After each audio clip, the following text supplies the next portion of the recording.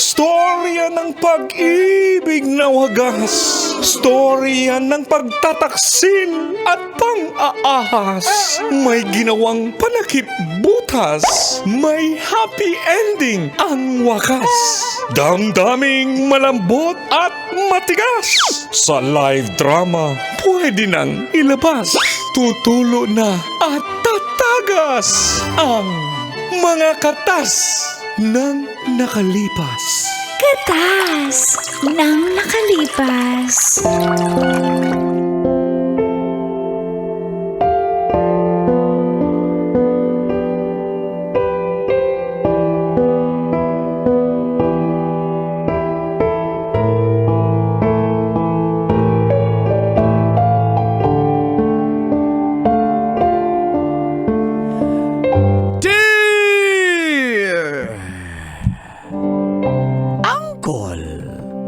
Dago.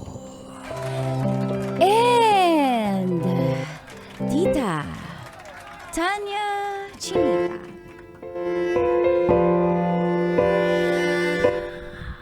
Loyal daw ang mga bokalista ng banda. Bakit? Bokalista ka ba, Makano? Ha? Medyo lang. Hi po, good morning po sa inyong lahat ng nanonood ng radyo. Lalo na sa programang Mga katas ng nakalipas. I am Kathleen. 26 years old na po ako. At tulad ni Tita Tanya, taga Bacoor, Cavite po ako. Hoy, papuntahan nga. We strike as one dahil sa Bacoor. At home ka dito. Aba, may tagline pa. Siyempre. I-share ko lang po yung kwento namin ni Ruben. Singer po siya ng banda. At kasama niya ang kanyang mga kapatid. Nagkakilala po kami sa gig nila. Nanligaw po siya sa akin at nakakatuwa kasi naging kami po. Kapag may gig po ay lagi niya po akong sinasama. At dito na nga po nagsimulang tumagas ang mga katas ng aking nakalipas.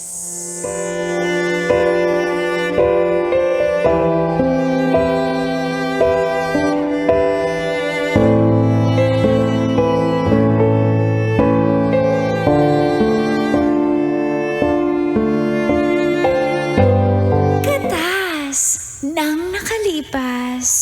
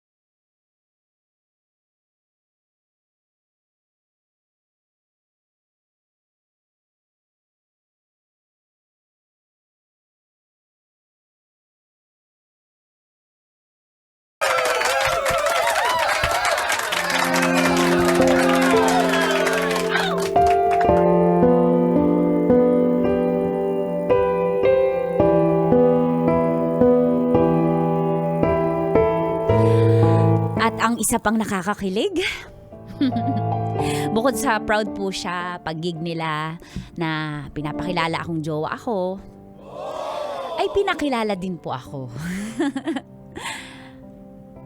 sa kanyang mga magulang.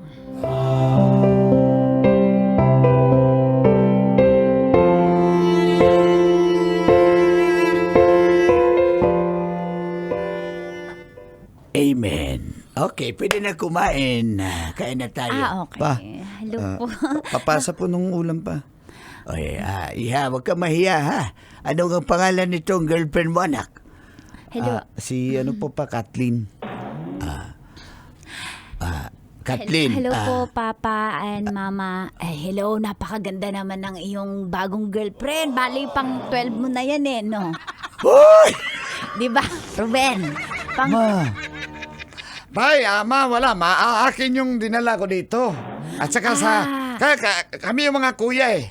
nalilito na uy. kasi ako. Alam mo kasi, Iha, itong mga anak ko, napaka-talented. Hindi ko na alam kung sino-sino yung mga, so pasensya ka na, hindi pala. Bali, pang ilan mo to, Ruben? ma, ano ba? Huwag mo na nga.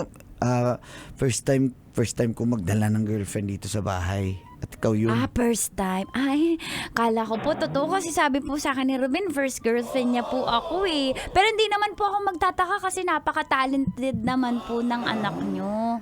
Siyempre nagbana sa akin yan. Like father, like... Ay, sige nga po, sample nga po. Pwede po makarinig ng sample? Pa, huwag ka na mag-sample dito. Para kakahiya naman. Hindi po pa. Mag-sample. Pwede po kayo mag-duet At kayo. yun, mag-sample na pa. Pwede po kayo mag-sample kayong 5? Mga mahirapan kami nito. Pwede ba stress umaga pa lang? Pero dinner Papa, pala ito, dinner. ano pong paborito niyong kanta sa banda? Siyempre, paborito ko yung Father and Son. Kasi ididikit ko sa aking mga Ano anak pong na lalaki. kanta nila? Father and Son. Kasi paborito ko din. Paborito din po ni Papa yun eh. Father and Son. Apo, Yan. opo, ano yung... Pero, Yung ano. It's not time. Oh, giliw ko. Miss na miss kita. ikaw talaga. Aray! Hoy! Agay! Para sabihin ko sa'yo, darling, ang tawagan natin hindi giliw. Sinong giliw yon?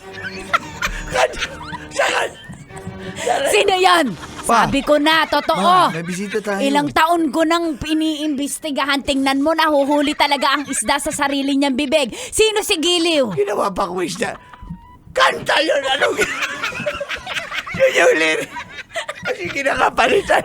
Palitan ko na lang. Ulitin Pwede ba? mo. Ulitin mo, kundi hindi ko to malakakalimutan. Oh, darling ko. Yan. Miss na miss kita. Masaya ka na. Ay, napakasweet naman talaga. Yan ang sinasabi ko sa iyo. Ma, pakain na tayo. May bisita ako. Hello po.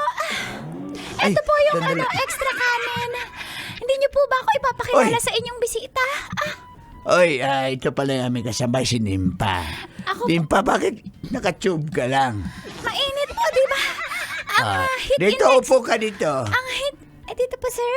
Hoy, wag kang kumandong. Nandyan yung ma'am. Nandyan mo yung po. si ate mo. Nandyan si ate mo. Ano ba yun? Kuya, Hindi, alam ko naman nangangalay kasi eh. Nagdi-deliver ng kanin yung kasambahay natin eh. Nimpa, siya yung naglilinis ito, naglalaba. Nimpa, sige na. Sumabay ka na. Ay, ayoko po doon po ako sa kusina na lang po kasi may bisita po tsaka wala na rin upuan. Nimpa. Dito ka na lang umupo. Kandong ka na lang sa akin. Ay, bawal po. Nimpa, ali, dere. Sabak, uncle, de. Sir, talaga mapagpira doon na lang po muna ako sa kusina. Nice meeting sa'yo. Anong pangalan ng bisita nyo? Si Kathleen, girlfriend ko. Kathleen, hindi siya masyadong kagandahan. Hoy! Nga nito, pasensya ka na. Pasensya ka na doon, ha. Ang saya po ng pamilya nyo, no? Talagang, tsaka maganda po yung pakikitungo nyo po sa katulong nyo po. Opo. Para na rin kasi namin yung anak, yung batang yan. Kami na rin dito na rin yan nagdalaga eh. Tagal na rin yan dito. Sige na, kain na tayo. Sige po. Sige po. Salamat po.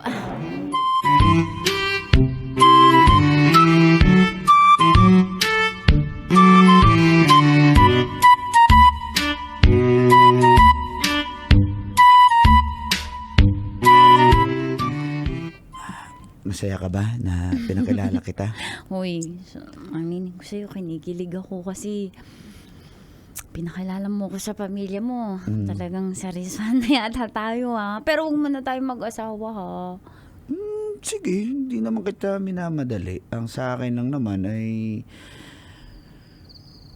pakita ko sa'yo na seryoso ako sa'yo. Mahal kita.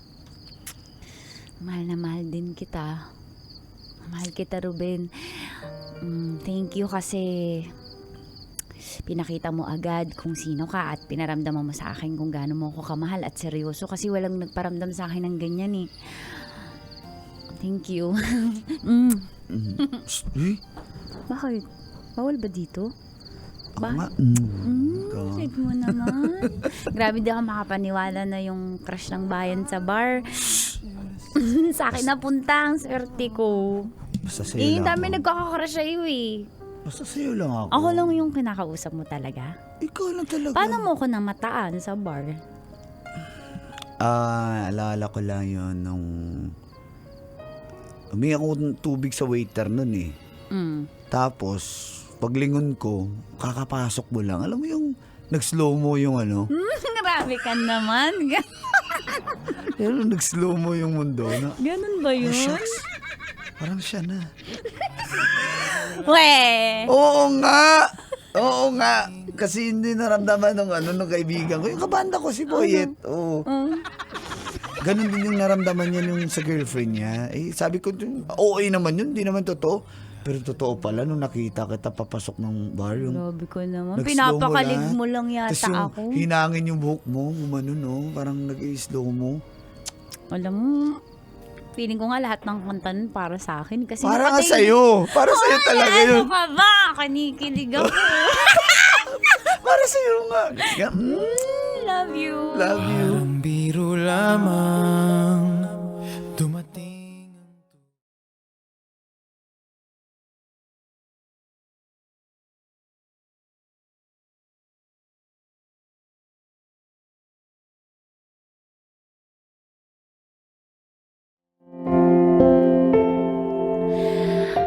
Perfect na po sana ang lahat. Subalit, isang araw, bigla pong nagsabi siya na hindi siya makakapunta ng gig. Kasi may sakit siya. At syempre, as a girlfriend, nag-alala po ako. At dali-dali ay, kahit hindi nagpapaalam, pinuntahan ko po siya sa kanila. At, wait lang. At dito, na-surprise po ako sa aking nadatnan.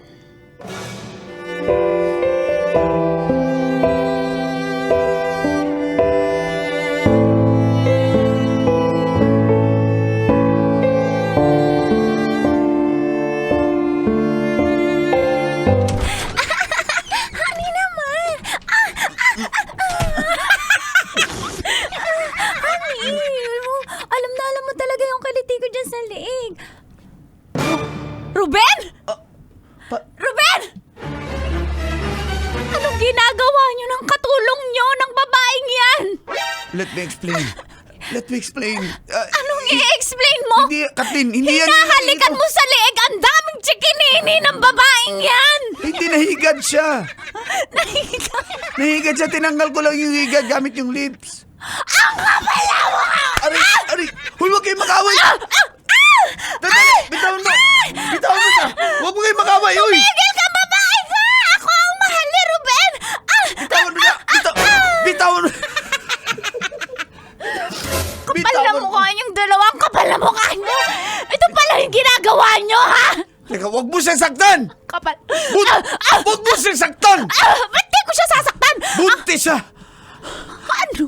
Buntis si Nympha. Oo. Katlin, buntis siya kaya... Ulitin mo nga yung sinasabi mo. Hindi ako Buntis siya, kaya... Bawa ka, huwag mo siya saktan. buntis yung katulong niyo. Ikaw ang ama. Tapos ano ako, Ruben? Ano pala ako dito, ha? Wala! Naguguluhan ako! Ang kapal na mukha! Ang kapal na mukha mo! Sige, ako na- Pinagloloko niyo ako! Bukas pamilya mo, niloloko pala ako! Ang kapal na mukha mo! Ako na saktan mo.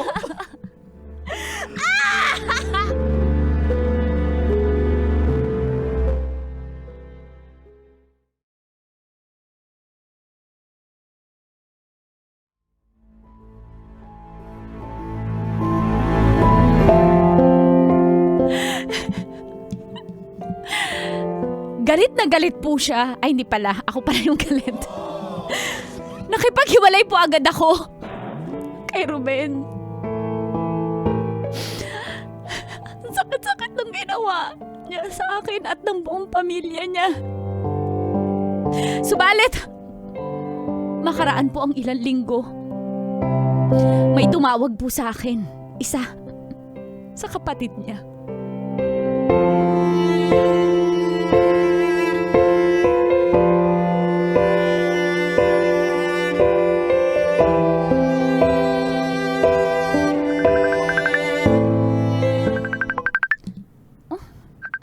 Ay, wow. Hindi ako makapaniwala. Tumatawag sa akin yung kapatid ni Ruben. Kapal ng mukha niyo. Pinagkaisahan niyo ako. Tapos ano to? Kayo yung magmamakaawa sa akin para balikan ko yung kapatid niyo.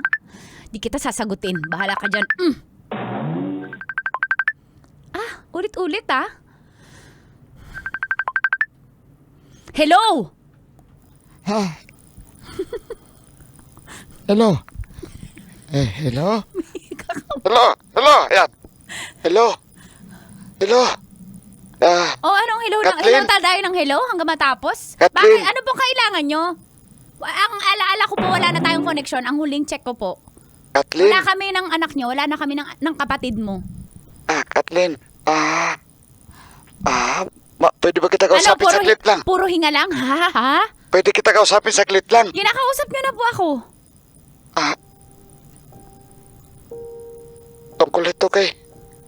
Tungkol kay Ruben. Ay, hindi po ako madadala sa paiyak-iyak nyo. Hindi ko po siya babalikan. Pasensya na po. Sige na po, Sandali lang. Alam namin yung kasalanan niya. Alam namin na... Pati po kayo! Kinonsinti nyo yung kapatid nyo. Nagmukha po akong tanga. Patawad. Dapat akin yung katulong na yun, kaso ayaw sa akin eh.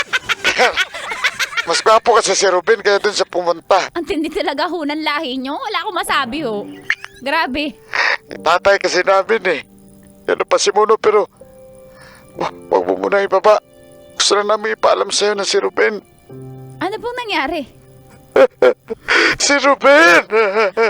5, 4. Wala na si Ruben. Nag-abroad po siya? Umalis? Ano pong wala? Anong wala na? Patay na si Ruben. Huwag po kayo mag-joke ng ganyan. Masama po yung nagjo-joke ng ganyan. Tsaka ang masamang damo po, matagal mamatay. Hindi po yung totoo. Pinaprank niyo ako para maawa ako? Mabait si Ruben. Mahal na mahal ka niya. Ako yung masamang damo sa pamilya, kaya akong buhay. Pero siya, wala na siya. Totoo po ba yan? Sinasabi Hinahabol niya kasi na gusto niya daw magkaanak bago siya mawala. Dahil stage 4 na yung cancer niya. Mayroon siyang colon cancer. Kaya patawad. Patawad kung nadamay ka pa. Hindi naman niya alam na darating ka sa buhay niya. Kung alam niya lang, hindi ka niya sasaktan. Napasubo na siya sa sitwasyon. Pero mahal na mahal ka ng kapatid namin. Kung alam mo lang. Salamat po. Kaya mo, sana mapatawad mo siya. Hindi ko po alam sasabihin ko. Patawarin mo yung kapatid namin pagdating ng panahon. Kasi, mahal ka niya. Gusto lang namin ipaalam sa'yo. Pasensya na, nadamay ka pa sa sitwasyon. Sige po, salamat po.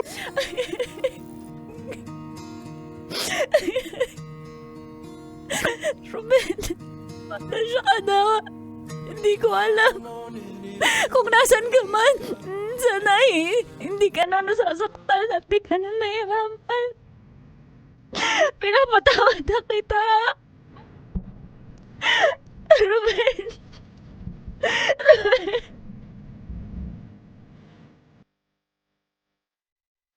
Saan pa bang i-memorize yan?